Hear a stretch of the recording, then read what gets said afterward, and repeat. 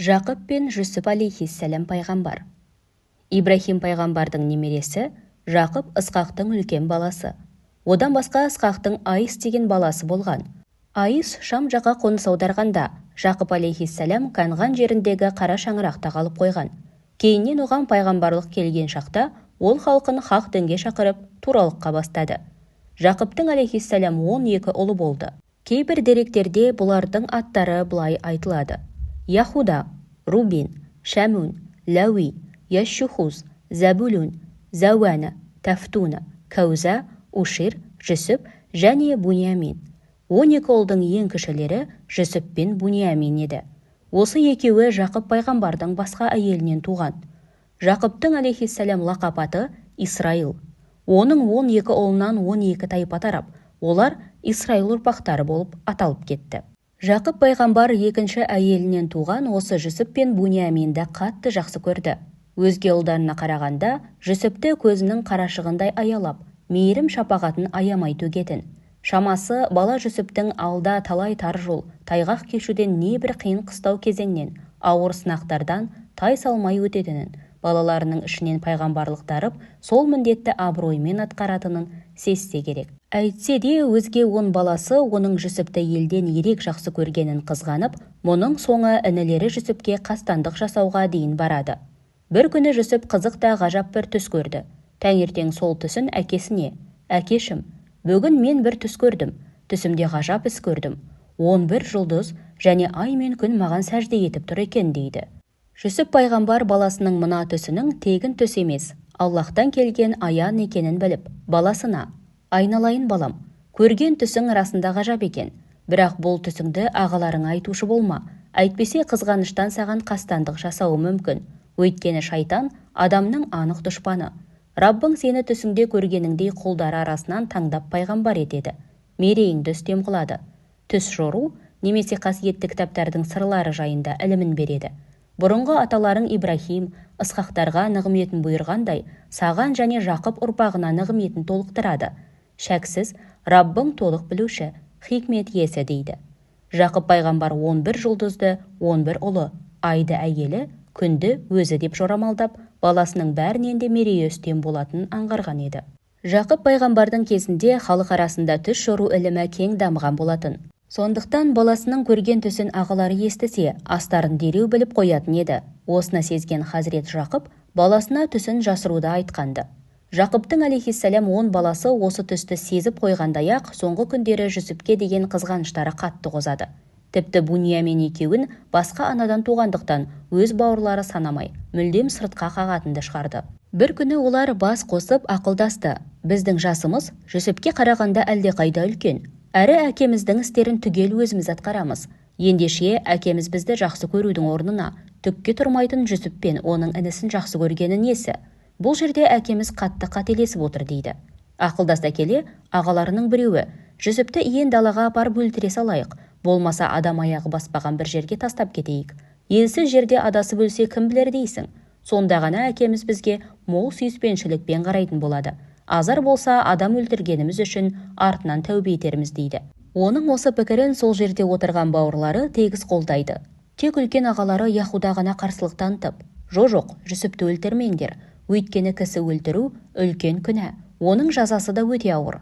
Егер Жүсіптен бір жолата құтылғыларың келіп бара жатса, онда оны пәлен деген құдыққа тастаңдар. Сол жерден керуендер өтеді. Олар Жүсіпті құдықтан шығарып қана қоймай, өздерімен бірге алысқа алып кетері хақ» дейді.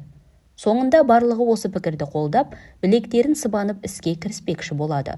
Өйткені Яхуда ел ішінде өте ақылды жігіт саналатын. Жақып пайғамбар 10 ұлынан Жүсіпке бір пәленің келетінін іштей сезіп жүретін. Сол себепті баласына өте сақтықпен қарайтын. Бір күні сол 10 баласы алдына келіп: «Әкешім, біз бәріміз тауға барып сейілдеп, көңіл көтерікіміз келіп тұр. Жүсіпті де ертіп алсақ жақсы болар еді. Ол біздің бауырымыз ғой. Ойын сауық құрып, бір жадырап қайтайық» деп қолқа салады. Жақып алейхиссалам 10 ұлының тілегін қабыл алмайын десе, олардың ренжитін түрі бар. Мақұл дейін десе, түндегі көрген түсі тағы бар. Түсінде Жүсіпті бір қасқыр қуалап жүрген еді. Бұлай тартса арба сынады, бұлай тартса өгіз өледі. Қатты ойланып тұрды да: «Расында, оны алып кетсеңдер, мен қатты уайымдаймын. Әрі сендер оған жақсы қарай алмай қасқыр жеп кетеме деп қорқамын» дейді. Сол кезде 10 баласы да: «Әкетай, бір інімізге қарай алмайтындай бізге сонша не күн туыпты. Онымыз 10 жерден қаққан қазықтай тікемізден тік тұрып қорғасақ, ардақты інімізді қасқыр қалай тартып әкетсін? Бізді осыншама жігерсіз деп ойлайсыз ба? Бір інімізге ие бола алмасақ, онда өз обалымыз өзімізге» дейді. 10 баласының мынадай сөздерінен кейін Жүсіп пайғамбар тіс шәріп ештеңе айта алмай, оларға рұқсат береді. Көп замай Жүсіп пайғамбардың балалары тауға қарай бет алды. Олар Жүсіпті торға түскен торғай құрлы көрмей, жол бойындағы бір құдықтың басына дедектетіп ертіп әкелді.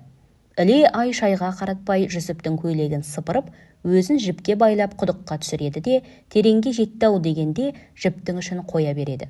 Сол кезде Жүсіп бір тастан ұстап суға түспей қалды. Осы сәтте Хазірет Жәбірейіл хақтан уахи келіп: «Уайымдама, әлбетте сен азаттыққа жетіп, олардың осы істеген жөнсіздіктерін беттеріне басып, оларды жерге қарататын боласың. Алайда олар мұның бәрінен бейхабар» дейді. Бала Жүсіпті ағалары құдыққа тастаған соң, бір қозыны сойып, көйлегін оның қанына малып, үйге жақындай бере өкіріп жылайды. Олардың бұлайша жылап келе жатқанын көрген Жақып пайғамбар алейхиссалам бір жамандықтың болғанын сезеді. Оның үстіне араларынан Жүсіпті көре алмай, түрлі ойға кеткен еді. Сосын: «Мұнша жылайтындай бастарыңа не күн туды? Жүсіп қайда?» деп сұрайды. Олар: «Әкешім-ау, тіпті не дерімізді де білмей тұрмыз. Сіз қасқыр деген сөзді тегін айтпаған екенсіз. Шамасы бір жаман нәрсенің боларын алдын ала сезгенсіз ғой. Алайда біз соны түсіне алмап едік. Біз тауға барып сейіл құрдық. Соңында кім жақсы жүгіреді деп бір-бірімізден жарыса жөнелдік. Жүсіпті сен әлі баласың ғой деп керек жарағымыздың қасына қалдырып кеткенбіз. Жарысамыз деп жүріп, ойынның қызығына батып ұзап кетіппіз. Кейіннен еш жиып орнымызға келсек, Жүсіпті қасқыр жеп қойыпты. Оның көйлегі ғана қалған екен. Міне, мынау соның қанға боялған көйлегі» деп көйлекті беріп жатып, әкелерін кезек-кезек құшақтап, жас балаша еңкілдеп жылайды. Жақып пайғамбар алейхиссалам көйлекті қолына алып қарап, ондағы қанның адам қаны еместігін анық сезді. Содан соң балаларына қарап: «Жоқ, бұған кім сенсін? Сірә шайтан түрткен екен. Амал нешік? Бұл да болса Аллах тағаланың сынағы шығар. Сірә ендігі жерде хақ тағалаға тәуекел еткеннен басқа жол жоқ» дейді. Жақып пайғамбар балаларын қанша қыстаса да шындықта айтпайтынын біліп, оларды одан ары ұрысып, қинап, сұраққа алып, өз жанын жаралағысы келмеді. Хақ тағалаға тәуекел етіп, әліптің артын бақты. Мұнда жаратқанның бір хикметі барын сезді. Ал опасыз 10 ұлы әкесінің тергемегеніне риза болып, мақсатымызға жеттік деп, бөріктерін аспанға атып қуанды. Хазірет Жүсіп құдықтың ішінде 3 күн, 3 түн жатты. Осы уақыт ішінде тек қара сумен ғана қоректенді. Жүсіп бұл кезде әлі бала болса да сабырлықпен төзе білді. Өмірден үмітін үзбеді. 3 күннен соң Мәдияннан Мысыр еліне қарай бет алған керуен осы құдықтың қасына келіп тоқтайды. Керуен басы бір адамын дереу суға жұмсайды. Әлгі адам құдыққа келіп, шелегін тастап жіберіп қайта тартқанда, салмағы едәуір ауыр сезіледі. Әлгі адам шелек суға толды екен деп ойлап, бар күшін жинап тартқанда, шелекпен бірге жас баланың шыға келгенін көріп, бір жағынан қатты таңырқап, бір жағынан қуанып кетіп: «Сүйінші, бұл бала ғой» деп айқайлап жібереді. Ол баланы алып керуен басына тапсырады. Керуен басы баланы өздерімен бірге алып, Мысыр еліне қарай сапарын жалғастырады. Мысырды ол кезде перғауындар емес, Йемен жақтан келген амалиқалықтар басқаратын. Олар перғауынды жеңіп, сол жерде 400 жыл патшалық құрған. Хазірет Жүсіп заманында кейбір деректерде Райян ибн Уәлид атты бір патша елге өз әмірін жүргізетіні айтылады. Керуен көп замай Мысырға келді. Қалада арнайы құл базары бар болатын. Керуен иелері осы құл базарының қайнаған ортасына бала Жүсіпті сатуға қойды. Сол кезде Мысыр еліндегі жоғары лауазымды ақсүйек Кетфер деген кісі бала сатып алмақшы боп, сол базарға барған болатын. Ол үйленгелі көп жыл өтсе де, әйелі Зулиха әлі бала көтермеген еді. Олар базардан өздеріне әрі бала, әрі қызметші ретінде Жүсіпті лайық деп табады. Керуен иелері бала Жүсіпті оған болмаша ақшаға сатып жіберді. Ол баланы үйіне алып келіп, Зулихадан сүйінші сұрап жатып, бұған жақсылап қара. Кім біледі, күндердің күнінде бізге қатты бауыр басып баламыз болып кетуі де мүмкін дейді. Хазірет Жүсіп балиғатқа толған шағында Хақ тағала оған ілім мен хикметті, түс жүру ілімін үйретті. Ол адамдар арасында төреші болып, елге қол ұшын беріп, халықтың қалаулысына айналды. Өзінің мінезі қандай көркем болса, өскенде сондай сымбатты сұлу жігіт болды. Оның сымбаты мен сұлулығын көрген жұрт есінен тана таңырқайтын. Зулихаға күйеуі: «Өз балаңдай қара» деп тапсырса да, күн өткен сайын сол сөзді ұмытып, сұлу Жүсіпке көңілі ауып, ессіз ғашық болды. Ақыры Зылиха сарайында ешкім жоқ орайды пайдаланып, есік біткеннің бәрін ішінен бекітіп тастады. Сосын Жүсіптің бөлмесіне барып, оны өзіне шақырды. Алайда бозбала Жүсіп өзіне қамқор болған қожайынының әйелінен мұндай арсыздықты күтпеген еді. Ол қас қағым сәтте не істерін білмей сасып қалды. Осы кезде оның көз алдына әкесі Жақып пайғамбардың бейнесі келді. Әкесінің бейнесін көре сала, дереу есін жиып, қарсылық білдірді. Зылиханың арам пиғылын сезе қойды. Амалсыз есікке қарай қашуына тура келді. Ол қашып бара жатқанда Зылиха тоқта деп айқайлап қуа жөнелді. Есікке жете бергені сол еді, Зылиха оның көйлегінің артқы етегіне шап беріп ұстап, күштеп тартып қалғанда көйлек дар етіп жыртылады. Ол бұған да қарамай, есіктің ілгегін ағытып сыртқа шыға бергенде, алдынан Зылиха өзінің немере ағасы мен күйеуін көріп қалды. Жүсіп ұялғанынан кірерге тесік таппады. Артынан қуа шыққан Зылиха да оларды көрген кезде дереу сайқалсып, жәбір көрген адамдай кемсеңдеп күйеуіне: «Сенің әйеліңе жамандық ойлаған біреудің жазасы сөзсіз зындан немесе жан түршігерлік азап» деп ашулы жүзін Жүсіпке бұрды. Сонда Жүсіп Кетфердің жүзіне қарай алмай төмен қарап: «Жоқ, қайта ол көңілімді өзіне тартпақшы болды. Ал мен көнбей қарсылық танытып, қаша жөнелдім. Ол мені ұстамақ болып көйлегімнің етегінен шап берген еді, көйлегім жыртылып қалды» дейді. Осы кезде Зылиханың немере ағасы: «Ендеше кімнің ақ, кімнің қара екенін анықтап көрелік. Егер Жүсіптің көйлегі алдынан жыртылса, Зылиханың айтқаны жөн» деген сөз. Ал егер көйлек артынан жыртылған болса, онда Зылиха өтірік айтып, бұл жігітке жала жауап тұрғаны дейді. Одан кейін көйлектің артынан жыртылғандығы айқындалғанда, Жүсіптікі дұрыс, Зылиханың сөзі жалған екендігі анықталды. Зылиханың немере ағасы оған қарап: «Ниетің неткен жаман еді сенің. Онымен қоймай кінәсіз біреуді жазаламақ болдың. Әйелдің қулығы 40 есекке жүктеген осы екен ғой» деп кінәсін бетіне басты. Сосын Жүсіпке қарап: «Жүсіп, сен бұл оқиғаны елге айтпай-ақ қой. Онсыз да сенің кінәсіз екендігің анықталды. Бас жарылса бөрік ішінде, қол сынса жең ішінде деген әңгіме өз арамызда қалсын» деді. Аздан соң арам ниетінің іске аспағанына, әрі күйеуі мен ағасына ұсталып масқара болғанына іштей ызаланып, күйіп тұрған қарындасына қарап: «Сен де тәубе етіп, жарылқау тіле. Сен нәпсіңе беріліп, жан түршігерлік қателік жасадың» дейді. Әйтсе де олар осы оқиғаны қанша жасырғанмен, бұл қауесет ел ішіне түгел тарап кетті. 30 тістен шыққан сөз 30 рулы елге тарайдының кері келді. Ақсүйек әйелдер өз араларында: «Ұят-ай, пәленшенің әйелі үйіндегі құлымен көңіл жарастырмақ болып, күйеуіне ұсталып қалыпты. Соры қайнаған деген осы» деп өсектеді. Осыны естіген Зылиха бір күні сол әйелдерді үйіне қонаққа шақырды. Оларға мол дастарқан жайды. Астан соң арнайы жеміс-жидек толтырылған ыдыстарды алдарына қойып, қолдарына бір-бір алмастай өткір пышақ ұстатты. Олар пышақпен жемісті кесіп жатқанда Зылиха Жүсіпке дауыстап: «Бері кел» деді. Алдын ала оны әсем киім кидіріп қойған болатын. Ол залға шығып әйелдердің қастарына өтіп, төрдегі Зылихаға жақындай бере, оны көрген ақсүйек әйелдер естерінен танды. Жемістің қабығын кесудің орнына қолдарын кесе бастады. Тіпті қолдарынан қан аққанын да сезбеді. Ауыздарын ашып, Жүсіпке қарап сілейіп отырды да қалды. «Ой Алла, мынау адам емес, нағыз періштенің өзі ғой» десті. Сол кезде Зылиха: «Мен туралы өсек айтуларыңа себеп болған жігіт осы. Сендер бір көргеннен ақ естеріңнен танып, қолдарыңды кескендеріңді сезбей қалдыңдар. Ал мен болсам, онымен бір шаңырақ астында тұрып жатырмын. Бір-бірімізді күнде көреміз. Сол себепті онымен бірге болуды қаладым. Алайда ол менен қашып, ар ұятын қорғады. Бірақ мен онымен ғана шектелмеймін. Өз дегеніме жетпей тынбаймын. Ал осыған көнбесе, зынданға тастатып, сол жерде сүйегін шіртемін» деп өз арам ойын ашық айтты. Осыдан соң Зылиха сол ақсүйек әйелдерді де араға салып Жүсіпті көндірмек болды. Ақыр соңында Жүсіп алейхиссалам Зылихадан құтылудың бір-ақ жолы бар екендігін білді. Ол Хақ Тағалаға қол жайып: «Раббым, бұлардың мені істеуге мәжбүрлеген әрекетінен маған зындан әлде қайда артық. Егер мені бұл әйелдердің сұрқия қылықтарынан құтқарып, басқа жаққа алып кетпесең, надандардың бірі боламын» деп дұға тіледі. Зылиха бұл кезде оны өзіне баурау үшін сан қилы айла тәсілдерін аямай жұмсап жүрген еді. Бірақ ешбір нәтиже шықпады. Бір күні оның көнбейтініне көзі жеткен соң, зынданға тастатып қорқытпақшы болды.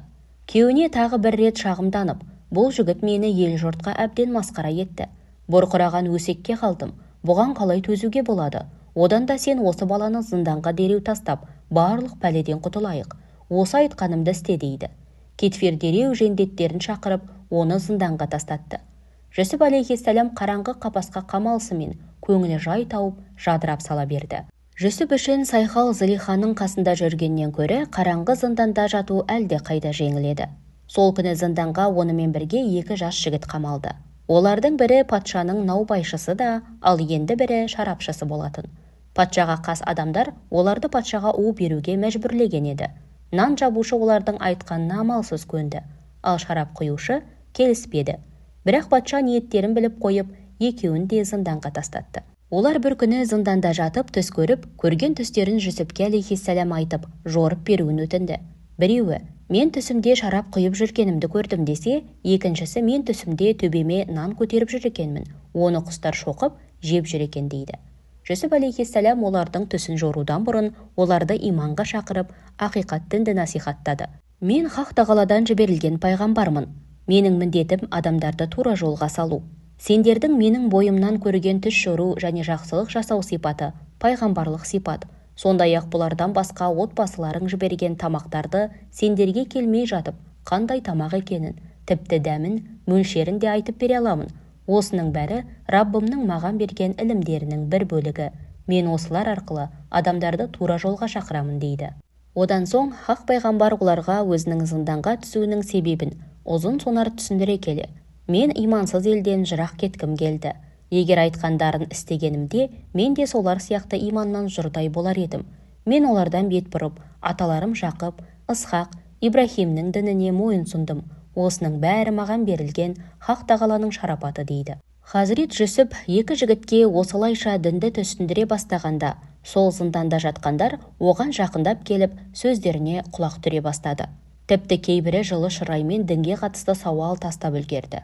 Ақырында Хазірет Жүсіп оларға: «Уа менімен бір қапастағы жолдастарым, бөлек-бөлек тәңір жақсы ма, әлде әр нәрсеге өктем жалғыз Аллах жақсы ма? Сендердің де, аталарыңның да табынып келгені ойдан шығарылған негізсіз сенімдер.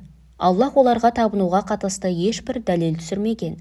Үкім Аллах тағалаға тән, ол өзіне ғана құлшылық жасауды бұйырған. Міне, тура дін осы.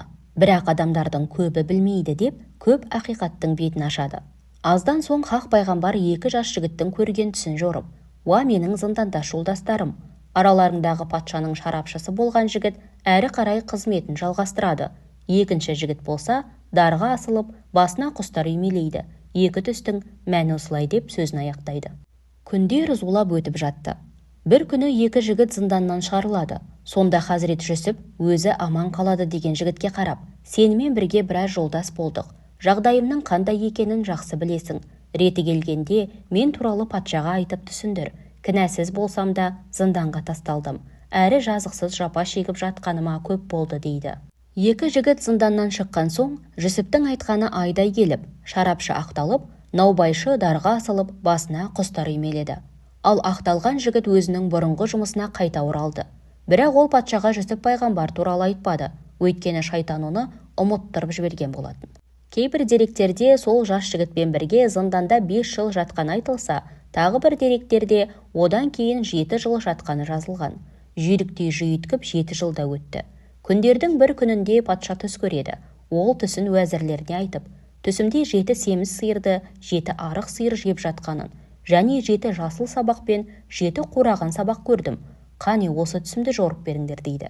Уәзірлері оның түсін жори алмай: «Патшам, түс түлкінің боғы деген, бұл көрген түсіңіз шым-шытырық мәнсіз түс екен» деп жалтарады. Дегенмен бұлардың сөзіне патша сенбейді. Күн өткен сайын бұл түстің астары не екен деп терең ойға бататын. Патшаның осы түсі туралы сарайдағылардың бәрі де естіген еді. Солардың арасында баяғы шарапшы жігіт те бар болатын. Сол түсті естіген заман оның есіне зынданда жатқан баяғы жолдасы сап етіп түсе кетті. Ол қуанғаннан патшаға жүгіріп барып: «Патшам, сізге түсіңізді қалай жоруды айтып берейін бе?» деп сұрайды. Патша: «Айта ғой» дейді. Шарапшы: «Мені дереу зынданға жіберіңіз. Сол жерде бірге жатқан Жүсіп деген серігім бар. Сол түсті жақсы жориды» дейді. Патша оны зынданға жібереді. Ол зынданға барып: «Әй шыншыл, әрі ардақты досым Жүсіп, бізге мына күрделі түсті жорып берші. 7 семіз сиырды, 7 арық сиыр жеп жатыр. Сондай-ақ 7 жасыл сабақ пен 7 қураған сабақ. Жақсы жорасаң, керекті адамдарға барып білдірем, олар естіп, шындықты, әрі сенің қадіріңді білсін дейді. Жүсіп: 7 жыл әдеттегіше егін егесіңдер. Бірақ аздап жейтіндеріңді ғана алып, қалғанын сабағымен сақтап қоярсыңдар. Тағы бұдан кейін 7 жыл қуаңшылық болады. Сол кезде тұқымға ғана аздап алып сақтап, бұрынғы жинағандарыңды түгелімен жерсіңдер. Ал бұдан кейін молшылық 1 жыл келеді. Ол кезде халық жауынға қарық болады. Жемістердің суын сығып, малдарды суарады дейді. Оның сөздерін тасқа жазғандай жаттаған шарапшы шауып отырып тікелей патшаның өзіне барып мән-жайды баян етеді. Патша да осындай бір нәрсені іштей сезген болатын. Хазірет Жүсіптің түсті бұлай жорығанына қарап қатты таңырқады. Ол дереу ол адамды құзырына алып келуге шабарман жұмсады. Хазірет Жүсіп әлгі шабарманға: мен жазықсыз екенім тайға таңба басқандай анықталып, ақталмай бұл жерден шықпаймын. Қолдарын пышақ кескен әйелдердің мақсаттары не еді? Патша солардан сұрап, мән-жайды анықтасын. Менің Раббым сол әйелдердің халдерін және менің кінәсіздігімді біледі. Бірақ мен патша мен елдің тегін осы ақиқатты білуін қалаймын деп жауап береді. Хабарды естіген патша қолын кескен ақсүйек әйелдермен Зылиханы шұғыл алдыртып, мән-жайды анықтай бастайды. Әйелдер: Құдай сақтасын, біз Жүсіпке ешбір жамандық жасамадық. Оның да бізге зәредей жамандық жасағанын көрмедік дейді. Тығырыққа тірелген Зылиха көзіне жас алып: сірә ақиқат істі жасырып болмас. Мен көңілім қаттауып, Жүсіпті өзіме бауырамақ болдым. Алайда ол маған жақындаудың орнына менен ат басын ала қашты. Жүсіп күмәнсіз шыншыл адам деп кінәсін мойындайды. Патша сол жерде Жүсіп пайғамбардың кінәсіз екендігін жариялап, оны сарайға шақыртты. Сонда ғана Хазірет Жүсіп зынданнан шығып сарайға келді. Патша парасатты адам болатын. Ол Хазірет Жүсіптің түс жоруына қарап, ілімі терең адам екендігін біліп, түсті тағы бір мәрте өз көзімен жорытып көрген соң: айтқаның жөн екен, бірақ осы істерді кім атқарады дейді. Хазірет Жүсіп: мені мемлекеттің қазына бастығы қыл, өйткені мен оны басқаруды жақсы білемін дейді. Патша оның сөзіне ризалық білдіріп, қазынаның мемлекеттік мөрін табыс етті. Жүсіп алейхиссалам мойнына алған іске дереу кірісіп кетті. Әр жылғы бастамшыл ісіне халық дән риза болды. Хақ пайғамбар көп жерлерге егін ектіріп, алынған өнімді арнайы қаздырған жер төлелерге көмдірді. 8-ші жылы сол аймақта жаппай қуаңшылық басталды. Өзге елдер қуаңшылықтың зардабын тартып жатқанда, Мысыр елі молшылықта ғұмыр кешті. Халық арасында бидай түгесілген кезде Хазірет Жүсіп қамбадағы бидайды соларға таратып, аштан қырылудың алдын алды. Бұл кезде Шам мен Кәнған жерінде де қуаңшылық белең алған болатын. Сол елдің халқы Мысыр елінің аш халыққа бидай таратып жатқанын естіп, осылай қарай алақан жайып ағылды. Жақып алейхиссалам да ұлдарын астық сұрауға Мысырға жіберді. 10 ағасы астық сұрап алдына келгенде Хазірет Жүсіп оларды бір көргеннен ақ жазбай таныды. Әйтсе де олар інілерін танымаған еді. Бір кездері құдыққа тастап, құлдыққа сатылған жас баланың бүгін Мысыр елінің уәзірі болады деген ой олардың үш ұйықтаса түсіне де кірмеген еді. Хазірет Жүсіп оларды көрген кезде баяғы балалық шағы, олардан көрген қорлығы есіне түсті. Жүрегінде әкесіне, жалғыз інісі Бунияминге деген сағыныш қасіреті асқынып терең ойға батты. Оларға қарап: басқа бауырларың, әке-шешелерің де бар шығар деп сұрап еді. Олар: иә, 2 ініміз бар, бірақ үлкені балалық шағында дүниеден озды. Кіші ініміз болса қазір әкеміздің жанында, сол кісіге бас көз болып қалып қойды деп жауап береді. Хазірет Жүсіптің жүрегі елжіреп, сонау жылдары ағаларының көйлегін зорлықпен шешкізіп құдыққа тастап жатқан сәттері көз алдына көлбеңдеп келе қалды. Иә, бәрі де күні кеше ғана болған тәрізді. Бала күнінде осы ағалары мұны бауырына қатты басатын. Әкесі өзгелерге қарағанда тіпті жақсы көретін. Сондықтан ағаларының қызғанышы қосып, сол қызғаныш өшпенділікке ұласты. Мұны жақсы көріп, еркелетудің орнына шеттетуді шығарды. Інісі Бунияминге де солай қарай бастады. Әкесінің көзінше болмаса, бұл екеуіне ойыншықтарын да бермейтін. Әкесі жоқта еліктің лағындай ерке інісін өзі ойнатып, тамағын беріп, киімін кигізетін. Ол інісіне бар мейірімін көрсеткенмен ағаларының жылы алақанын көре алмады. Иә, сөйтіп жүргенде бір күні аяқ астынан: сен біздің ең сүйікті інімізсің. Бүгін біз тау жаққа сен үшін әдейілеп сейіл құрып, ойнауға бара жатырмыз. Ал, қанекей жолға әзірлігіңді жаса деп қу түлкідей жымыңдап жетіп келгені. Бұрын соңды бұлай іш тартқанын көрмеген бала Жүсіп қатты таңырқаса да дереу інісін ойлап: Бунияминше, Ол да бізбен барады ғой, солай ма деген еді. Ағалары: жоқ, ол әлі жас бала ғой. Күн өтіп науқастанып қалса әкемізге не дейміз? Әлі-ақ күн ертең өсіп, сенде үлкен болғанда барады деп жұбату айтты. Алайда бала Жүсіптің қуанышы ұзаққа созылмады. Елсіз жатқан меңіреу далаға барғанда бір құдықтың ішіне әй-шайға қарамай көйлегін сыпырып алып, жалаңаш тастап жібереді. Құдыққа түсіп бара жатқанда соңғы рет ағаларының көздеріне қараған болатын. Бәрінің де жандары жадырап, көз алдында құбыжыққа айналып бара жатқандай еді. Тек өзгелерден оқшау тұрған үлкен ағасы Яхуда ғана ұзақтан бұған қимастық танытып: амалым не, қолдан келер қайран жоқ, қолымнан бар келгені сені өлімнен аман алып қалу ғана дегендей ойлы көзін бұған қадап тұрып қалған болатын. Міне, сол ағалары енді алдына келіп құрақ ұшып көмек сұрап тұр. Дегенмен ағаның аты қашанда аға ғой, сүрінбейтін тұяқ, қателеспейтін жақ жоқ. Бұлар көйлегін шешіп алса, Зылиха да кезінде көйлегін жыртқан болатын. Сол Зылиха қазір мүлдем басқаша, жаны таза әйел болды. Хақ тағала сабырлық нәсіп етсе, күндердің күнінде кінәләрін мойындайтын күн келеді. Хазірет Жүсіп оларға мол дастарқан жайып күтті.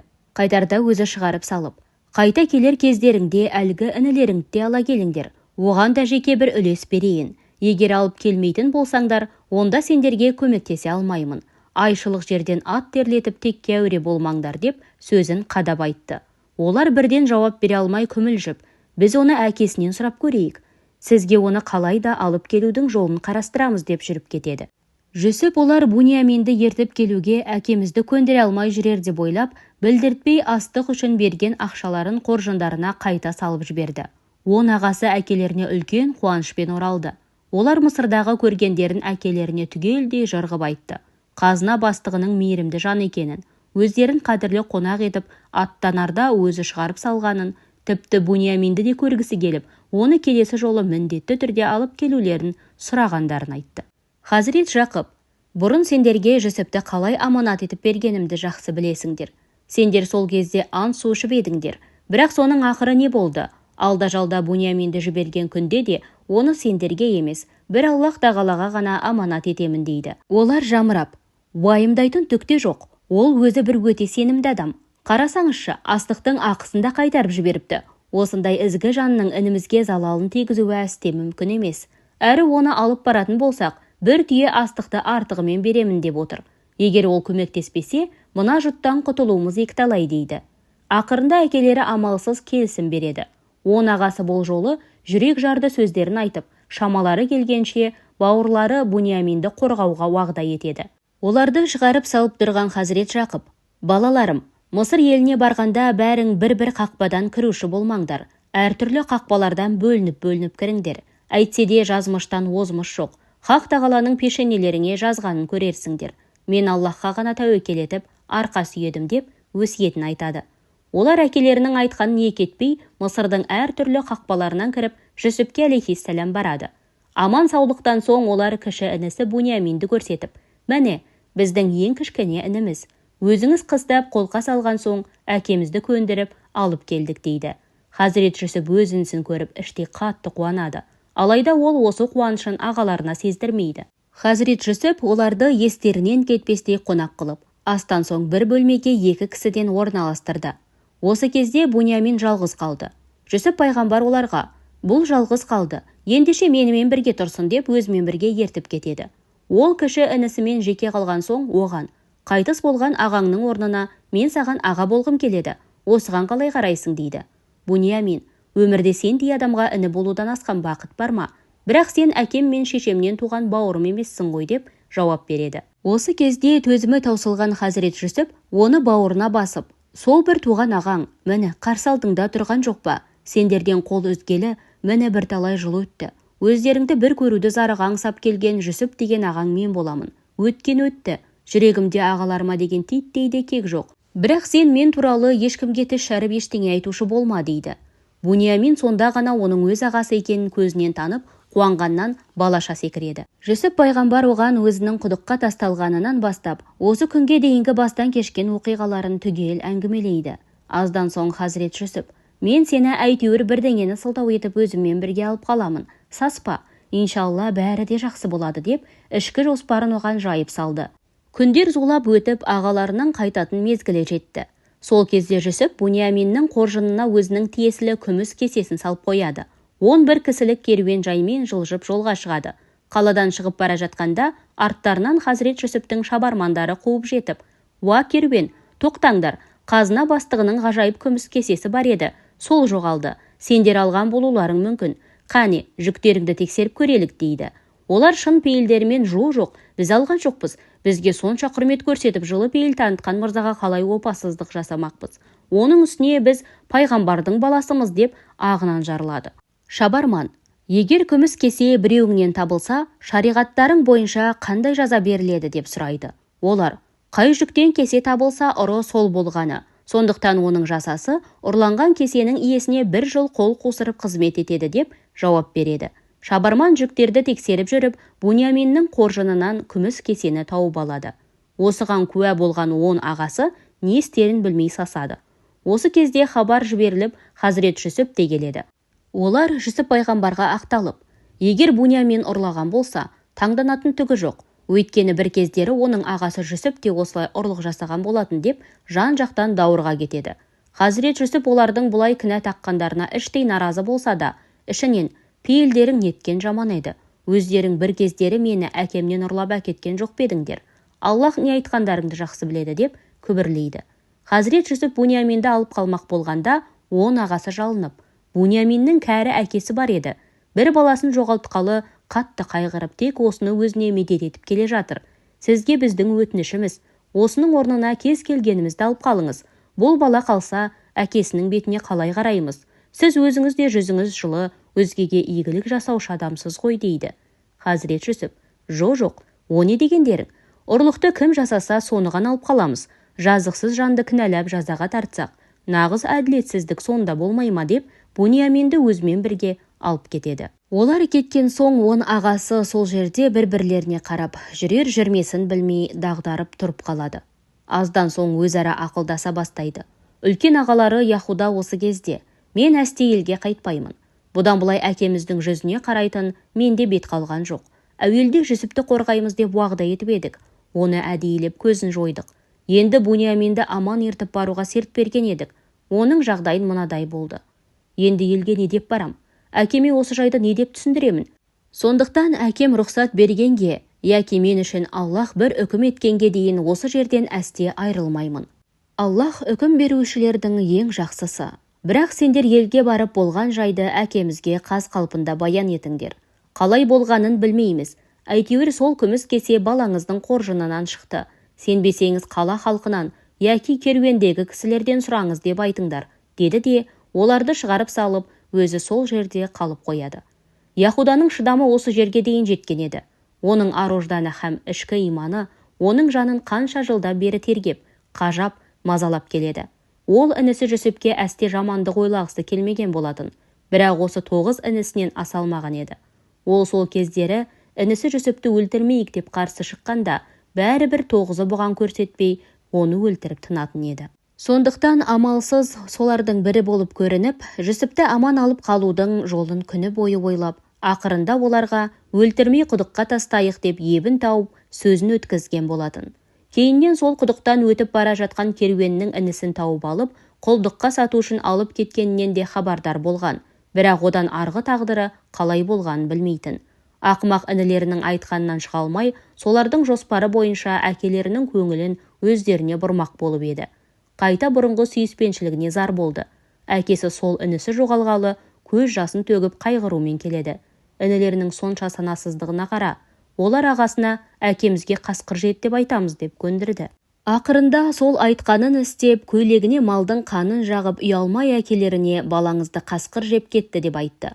Бір адамды қасқыр таласа, одан тым құрыса бір сүйегі қалмай ма? Қанға боялған көйлектің жырым-жырымы шықпай ма? Көйлегін жыртпай жейтін ол қандай қасқыр сонда? Қарапайым адам да аңғара алатын нәрсеге бір пайғамбар сене салады деп ойлағаны ма? Енді міне Буниаминді де ант су ішіп алып шығып едік. Одан да айырылдық. Бүйтіп пайғамбар әкемізді алдап күн кешкенше, қара жерді құшқан әлде қайда артық. Жылдар бойы өзегіме түскен осы бір жегі құрт енді бүгін өңешімді тесіп шықтау. Бұдан бұлай жаратушы жаппар иенің жарлығын күтуден басқа шара қалмады. Тәубе етіп адам боламын ба, әлде жер құшып қор боламын ба, ендігісін бір Аллах қана біледі. Ол осылайша терең ойға батып, еліне қарай жылжып бара жатқан керуенге бір Мысыр қақпасына бір қарап сілейіп ұзақ тұрды. Суыт хабарды естіген Хазірет Жақып қайғы үстіне қайғы жамады. Олардың сөздеріне десене қоймады. Оның үстіне мысырлықтар өзінің әкелген шариғаты бойынша амал еткендеріне де көзі жетпеді. Олай емес, сендерді нәпсілерің бір іске қызықтырған екен, енді маған сабыр сақтау керек. Бәлкім Аллах олардың бәрін келтірер, өйткені ол толық білуші, хикмет иесі дейді. Әйтсе де ол баласы Жүсіптен кейін Буниаминді де жоғалтып алғанына қайғырып, қайран Жүсібім, оның ізінен кеткен кенже бала Буниамин деп көз жасын көлдетті. Жылай-жылай көздеріне ақ түсіп, жанары су қараңғы болды. 9 ұлы әкесінің көз жасын көруге дәті шыдай алмай, ақырында, әке, Жүсіпті жоқтай-жоқтай күйіктен өртеніп өлетін болдыңыз. Неге өзіңізді осынша қинай бересіз дейді. Хазірет Жақып сонда, мен күйзелісімді де, күйінішімді де Аллахқа ғана шағамын, әрі Аллахтан сендер білмеген нәрсені білемін деп жауап береді. Көп өтпей Хазірет Жақып 9 ұлын тағы шақырып алып, дереу қайтадан Мысырға барыңдар да Жүсіп пен Буниаминді іздеңдер. Әсте Аллах тағаладан үміттеріңді үзбеңдер. Аллахтан кәпірлер ғана үміт үзеді деп балаларын Мысыр еліне аттандырады. Олар қазынаның бастығы Жүсіп пайғамбарға барып, «Ей, әзиз кісі, біз отбасымызбен бірге ашаршылыққа ұшырадық. Оған Буниаминнің қайғысы қосылғанда бізде де, әкемізде де төзім қалмады. Әкеміз жылай-жылай көзіне ақ түсіп, жанары суалды. Һәм астық алу үшін саған болмашы дүние ғана алып келдік. Жақсылықтың 40-ына шыдағанда 41-іне шыдамайсың ба? Сен бізге бұрынғыдай толық өлшеп бер. Буниаминді де бізге қайтарып бер. Сол арқылы жақсылық үстіне жақсылық істе. Сонда істерің босқа кетпейді. Аллах өз разылығы үшін жақсылық жасағандарды еселеп қайтарады дейді. Хазірет Жүсіп олардың уайымға батып, жасаған істеріне әбден пұшайман хәлдерін көріп, іштей жаны ашыды да, тағында отырған бойы, сендер Жүсіп пен оның бауырына не істегендеріңді білесіңдер ме деп сұрады. Олар Мысыр елінің аса лауазымды бір мырзаның мына сөздеріне қатты таңырқап бір сәт тұрып қалды. Мына мырза не деп тұр өзі? Тіпті мына дауыс таныс дауыс қой. Шамасы Хазірет Жүсіп сол кезде Мысыр елінің тілімен емес, өз елінің тілімен сөйлеген болса керек. Оларға өзінің Жүсіп екенін айқын аңғартқанда осы, өз тілдері болуы мүмкін. Болмаса бұған біз туралы Буниамин айтқан ғой деп ойлауы да әбден мүмкін. Олар оған қарады да Жүсіп екенін енді аңғарды. Бәрі ұялғаннан беттері дуылдап, салбыраған бастарын жерден алмады. Бір кездері өздері көйлегін сыпырып, құдыққа тастаған жас бала, енді бүгін алпауыт бір елдің қазынасын уысында ұстап отыр. Олар болса, оның алдында өте жалынышты халде, бейне сүмірейген қайыршыдай. Бір кезде біреуі, сен шынымен-ақ Жүсіпсің бе деп сұрады. Ол, иә, мен сол баяғы бала Жүсіппін. Мынау менің інім Буниамин. Хақ тағала бізге шарапатын төкті. Кімде-кім жамандықтан сақтанып, пәлекет атаулыға сабырлық көрсетсе, Аллах оның еңбегін зая қылмайды деді. Олар кінәсін мойындап, Аллах тағалаға ант етейік, хақ тағала сені бізден үстем етті. Расында біз күнә жасадық деп, істеген істеріне қатты өкінді. Хақ пайғамбар, бүгін сендерге сөгіс жоқ, Аллах сендерді жарылқайды. Ол рахымдылардың ең рахымдысы дейді. Хазірет Жүсіп оларды бұдан соң да бірнеше күн сыйлы қонақтарша жақсылап күтті. Олар інісі кешіргенімен, өздерінің кінәсін, қазіргі оған кіріптар жағдайын ойлап, мазалары әбден қашты. Бір күні төзімдері әбден таусылған олар дастарқан басында. Жүсіп, сен бізге түк болмағандай ізгілік жасап жүрсің. Ал біз сенің алдыңда кірерге тесік таппай ұяттан өлер болдық дейді. Жүсіп пайғамбар болса, жоқ, қайта сендерге рахмет. Бір кездері қазына бастығы болған кезімде Мысыр халқы, ой тоба, болмашы 20 дирхамға сатылған бір құл қалайша бірден мынадай мәртебеге жетті. Қарадан шығып хан болмас деп әңгіме етуші еді. Ал қазір сендер арқылы үлкен абыройға кенелдім. Халық алдында мерейім үстем болды. Өйткені олар мені сендердің бауырларың екенін білу арқылы менің де Ибрахим атамның ұрпағы екенімді білді. Бұл күнде олар, бәсе, осылай болуы тиіс еді ғой. Жақсыдан жақсы туар, жарқылдаған деген осы. Әр нәрсе өзінің тегіне тартады деп қуанысып жүр. Осының бәрі сендердің арқаларыңда болды дейді. Көп кешікпей Жүсіп пайғамбардың алейхиссалам ағалары әкелерден сүйінші сұрамақ болып жолға шықты. Хазірет Жүсіп сол сәт оларға өзі киіп жүрген көйлегін беріп, оны әкесінің көзіне сүртсе, суалған көздері шырадай жанатынын айтты. Әкесінің көзі ашылған бетте дереу Мысырға алып келулерін тапсырды. Хазірет Жүсіптің көйлегін жүзіне тигізу арқылы көзінің шипа табуы оның мұғжизасы еді. Әйтсе де, әр пайғамбардың мұғжизасының астарында сөзсіз ғылымның негізі бар. Өткен жылдары бір мұсылман дәрігер осы мұғжизаға қатты таңырқап, не үшін көйлек, онда қандай қасиет болуы мүмкін деп зерттейді. Ақырында адамның көйлекке сіңген тер иесін алып, дәрі жасап, катаракт секілді науқаспен көрмей қалған жанарды емдегенде расында шипа беріп, көзі көре бастайды. Жалпы Жүсіп пайғамбардың Жүсіп сүресіндегі қиссасын оқып отырсаңыз, осы көйлек жейде 3 жерде кездеседі. Хазірет Жүсіптің құдыққа тасталу кезіндегі көйлегі, Зылиханың жыртқан көйлегі және әкесіне жіберген көйлегі. Ендеше бұл да өз алдына зерттелсе артық етпейтін тақырып. Олар аманатты алып, жолға шыққанына көп уақыт өткен жоқ. Бірақ сонау Канған елінде Хазірет Жақып жылағанын қойып, жаны жадырап сала берді. Отбасы мүшелері мен халық оның мына қылығын таңырқай қарады. Хазірет Жақып оларға: «Дәл қазір мен Жүсіптің иісін сезіп тұрмын. Мені алжып есінен айырылды деп ойлап жүрмеңдер. Әлі-ақ көздерің жетеді» дейді. Дегенмен халық: «Сен әлі де бұрынғы ойыңнан қайтпай қателесіп тұрсың. Сол Жүсіп бала күнінде өліп кеткен жоқ беді» дейді. Жақып пайғамбардың сонау Мысыр жақтағы баласының көйлегінің иісін сезуі мұғжиза болумен қатар, оның ғылымға да берер кейбір ақиқаттары бар болуы мүмкін. Ғұлама ел малылы тәпсірінде осы туралы айта келе, иістің ауа арқылы жетуінде осыған қатысты бір заңдылық бар. Егер осы заңдылықты табатын болса, ұзақтан адамдар бір-бірлеріне иісті де, соған ұқсас заттарды да жіберуі мүмкін дейді. Осыны ғалымдар зерттеп табуы қажет. Тақырыпқа қайта оралсақ, көп ұзамай керуен де келіп жетті.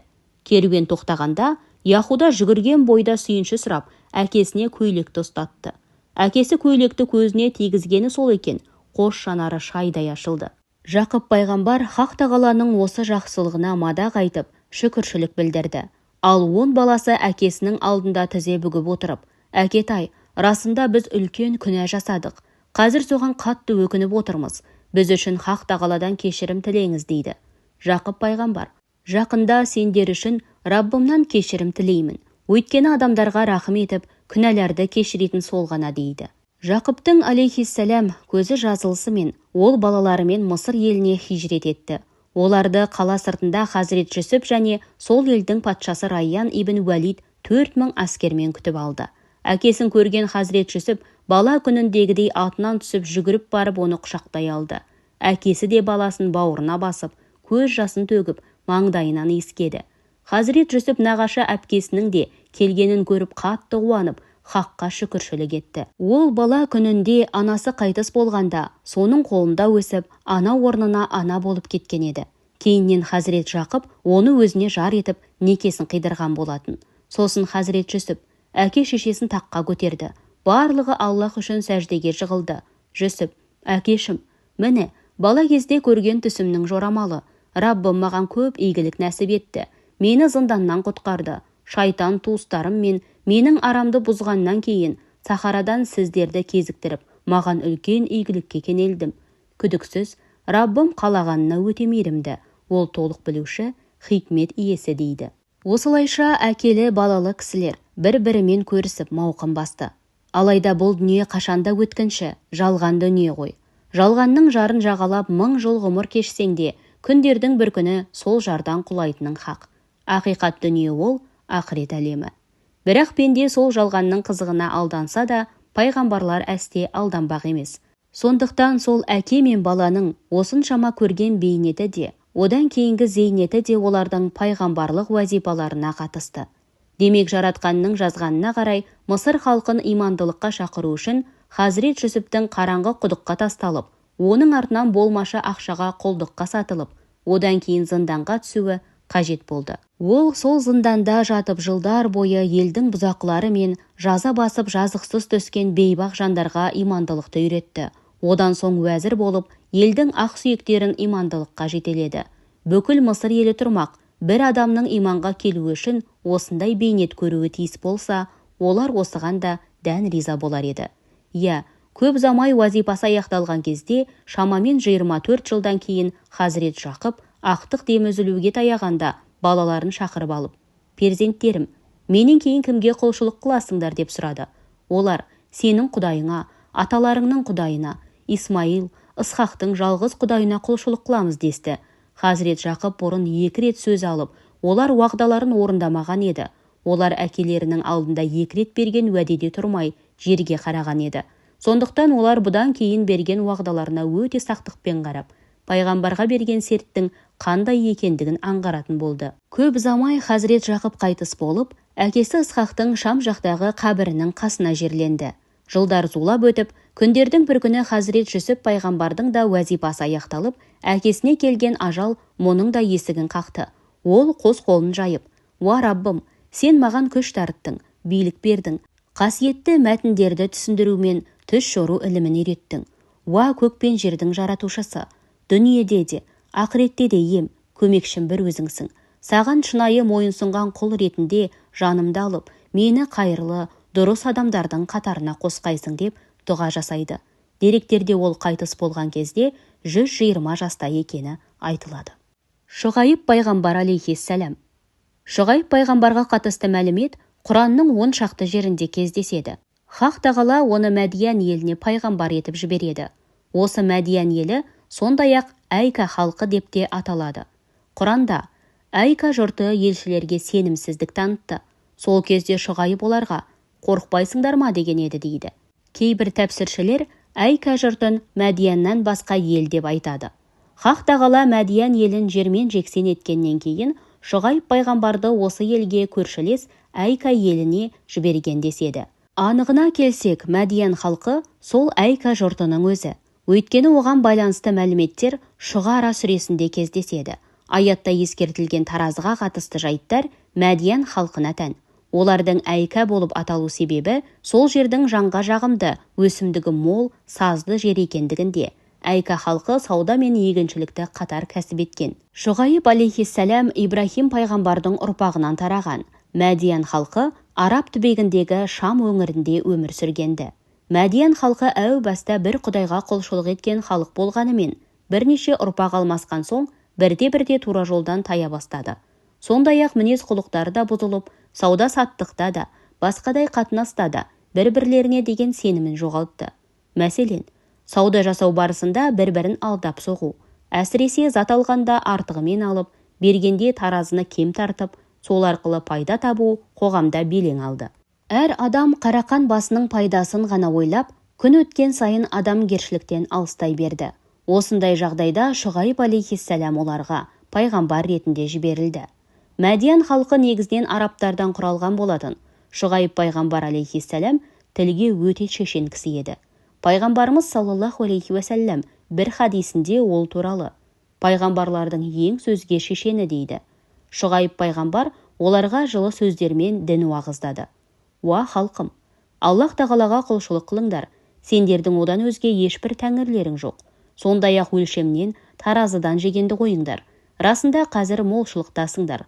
Бұлай кете берсеңдер, азапқа ұшырайтын күннен қорқамын». Хақ пайғамбар оларды туралыққа шақырып: «Уа халқым, өлшегенде, есептегенде дәлдіктен таймаңдар, кісі ақысын жемеңдер. Сондай-ақ жер жүзінде бүлік шығармаңдар. Егер мүмін болсаңдар, сендерге Аллах тағаланың берген адал нәрсесі қайырлы. Мен тек сендердің жақсылықтарыңды ойлағандықтан насихат айтамын. Әйтпесе сендерге күзетші емеспін» деді. Егер осы жасаған істерінен бас тартпайтын болса, көп ұзамай бастарына ауыр азап келетінін, һәм сол апат келген кезде ешбір адам өзін де, дүниесін де, тіпті бала-шағасын да құтқара алмайтындықтарын ескертіп айтты. Алайда мәдияндықтарға, әсіресе олардың басшылары мен байларына пайғамбардың бұл сөздері ұнамады. Олар дереу: «Ей Шұғайып, сонда сен жылдар, тіпті ғасырлар бойы ұрпақтан ұрпаққа жалғасып, ата-бабаларымыздан аманат болып қалған осы әдет-ғұрыптарды және олардың діндерін аяқ асты етіп, бет бұруымызды қалап отырсың ба? Һәм сауданың негізі мен мақсаты қандай жолмен болсын? Баю, пайда табу. Біз біреуді алдап, енді біреуден тартып алып, кейде кем тарту арқылы осындай өркениетті де ауқатты қоғам құрдық. Байлығымыз бен мансабымызды төрткүл дүние танып, шар тараптан бізге күнде ағылып сауда керуендері келуде. Ендеше, сен бізге бұдан өзге қандай бақытты ұсынбақсың? Бізді осының бәрінен бас тартсын деп кім айтты? Әлде саған осылай ой салған намаз ба? Бұлай қарасаң ақылды, парасатты, тәп-тәуір-ақ жансың деді. Хақ пайғамбар халық арасында аса парасатты да, өресі биік, өр тұлғалы, намаз оқитын адам ретінде танылған. Осыны білген ел билеушілері оның намаз оқығаны мен пайғамбарлығын әжуалап, кекетіп мұқатып мазақ еткен еді. Алайда сөзге шешен Хазірет Шұғайып үшін олардың сөзіне төтеп беру тым жеңіл еді. Уа елім, мен не айтсам да айқын дәлел мен мұғжизаға сүйеніп айтам. Мен тек Раббымның уахимен және аянымен ғана сөйлеймін.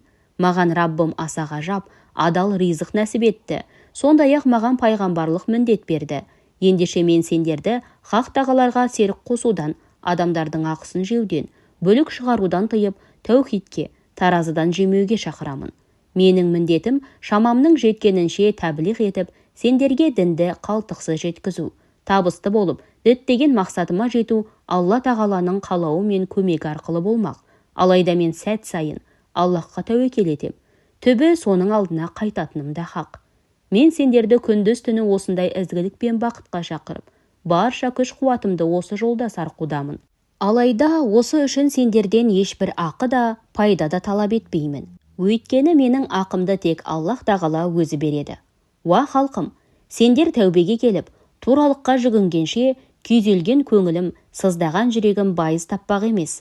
Сендердің күн сайын кері кетіп бара жатқандарыңды байқап, Нұх, Худ, Салих елдерінің басына келген нәубет сендердің де бастарыңа келеме деп ойлағанда көкірегім қарс айырылып, жанымның жарасы асқына түсуде. Әсіресе Лот елінің тағдыры өздеріңе жақсы таныс. Олардың бастарына келген пәлекетті өте жақсы білесіңдер. Олай болса күні ертең-ақ мәңгі бақи опынып, опық жеп қалмай, әлі де күн ұясына батпай тұрғанда ес жиып, тәубеға, иманға келіңдер. Жаратқанның рахымы шексіз. Күнәләрің теңіздің көбігіндей болса да, қол жайып, одан кешірім тілейтін болсаңдар, кешірімге ие болып, мәңгілік табысқа жетесіңдер. Әйтсе де оған еш қайсысы көне қойған жоқ. Қайта қоқиланып, «Ей Шұғайып, сен не деп шатып тұрсың? Қай-қайдағыны айтып біздің басымызды қатыра берме. Әттең, осы елде беделді үстем ағайын туыстарың болмағанда, біз сені баяғыда таспен атқылап өлтіріп, құлағымызға тыныштық орнар еді», деп оны қорқытуға көшті. Хазірет Шұғайып олардың сөзіне тағы да жауап тапты. Мен сендерге ұлы жаратқанға ғана арқа сүйеп, оған тәуекел еттім десем, сендер маған беделі үстем ағайының болмаса деп, хақ тағаланың елең құрлы көрмей қорқытпақ боласыңдар. Уа халқым, мынаны жадыларыңнан шығарушы болмаңдар. Құдіреті күшті Құдай тағала сендердің жасаған һәм жасамаққа ниеттенген барша істеріңді тегіс біледі. Ол 7 қабат жер астындағы тықыр еткен дыбысты да естиді деп дауыстайды. Шұғайыпты райынан қайтара алмаған ел билеушілері ендігі жерде басқа тәсілге көшті. Онымен кездеспекке ниеттенген адамдардың жолын кесіп, оған сенген адамдар дуаланып, бақытсыздыққа ұшырайды деп, ел арасында пайғамбарға қарсы үгіт жүргізді. Осыны білген хақ пайғамбар оларға: «Уа халқым, өздеріңнің ғана емес, өзгелердің де жолдарын кесе бастадыңдар ма? Ерікті жанды еркінен айырып, хақ жолға келуге бөгет жасамаңдар. Сендер неге жаратқаннан қашасыңдар? Бұрын сендер кім едіңдер? Ат төбеліндей ғана ел едіңдер. Ал қазір етегін кеңге жайған елге айналып, ең дәулетке кенелдіңдер. Амал нешік? Араларыңнан біреуің иман келтірсең, енді біреулерің туралықтан безсеңдер, онда Аллах араларыңа үкім жібергенге дейін сабыр сақтай тұрыңдар» деді. Осы кезде намысы қозып, ашу-ызаға булыққан ел ағалары: «Ей Шұғайып, жетер енді. Бір елі ауызға екі елі қақпақ. Күннен күнге басынып шектен шығып барасың. Дереу өзіңе иман келтірген бейшараларыңды жина да бұл елден табаныңды жалтырат. Егер тентіреп, босып кеткілерің келмесе, есіңді жиып, дінімізге кір», деп қаһар төкті. Әйтсе де олардың қоқан-лоқы жасағанына зәредей сескенбеген Хазірет Шұғайып: «Райдан қайтқымыз келмесе, діндеріңе қинап кіргізбексіңдер ме? Егер Аллах тағала бізді қараңғылықтан құтқарып, нұрға бөлеген соң қайта өткенге оралсақ, онда біздің кім болғанымыз? Жаратқанның сөзін жоққа шығарған адам нағыз қарабет болмай ма? Қара басқан соң екі өмірде оңама. Шыңыраудан шыға алмай шарқ ұрып қиналмай ма? Уа жұртым, қолдарыңнан келгенін істеп қалыңдар. Мен де өз міндетімді қалтықсыз атқарамын. Ал азаптың кімге келіп, кімнің өтірікші екендігін көп замай білерсіңдер. Бұдан бұлай бастарыңа келетін апатты күтіңдер. Мен де сендермен бірге күтуге дайынмын дейді. Ақырында күткен азап та келіп жетті. Аспан айналып жерге түскенде аптап ыстық болатын. Осы кезде ұзақтан қою қара бұлт көрінді. Барша кәпір қауым оны нөсер әкелетін бұлт деп ойлап, көңілдеріне қуаныш ұялады. Аздан соң күткен бұлт жөңкіліп келіп, елдің төбесіне тұрып алды. Бірақ жауын жауғанның орнына бұлттан ыстығы жер қуырған жалын шықты. Жұрт бұтырап қашып үйлеріне тығылды. Алайда үйлерде пана болмаған адамдар бейне күннің жанында тұрғандай денелері күйе бастады. Құрандағы көлеңке күннің азабы деген осы азап. Оларды жерден қазған ұраларға кірсе де, қинап, мазаларын әбден кетірді. Көп замай қала үстінде жан шошырлық ащы дауыс естіліп, оны естіген кәпірдің бәрі жан тәсілім болды. Хазірет Шұғайып пайғамбарды мазақ етіп, сөзін жоққа шығарғандар жер бетінен мүлде жоғалып кетті. Пайғамбарға қарсы шыққандары үшін тозаққа құлап, мәңгілік азапқа душар болды. Олардың қарғысқа ұшыраған тастай мылқау жансыз денелеріне ғибратпен қараған хақ пайғамбар: елім, расында мен сендерге Раббымның жарлығын жеткізіп, сендерге туралықты насихаттадым. Ал енді қарсылық көрсетіп, қарғысқа ұшыраған бір ел үшін не деп жылап, не деп қайғырмақпын дейді. Барлық пайғамбар секілді Шұғайып пайғамбар да өз міндетін, тәблиғын толығымен орындап, хақ жарлығын халыққа айна қатесі жеткізді. Шұғайып алейхиссалам осыдан кейін өзіне иман келтірген мұсылмандарды ертіп Меккеге көшті. Кейбір деректерде өмірінің соңына дейін Шұғайып алейхиссалам Меккеде тұрғаны айтылады.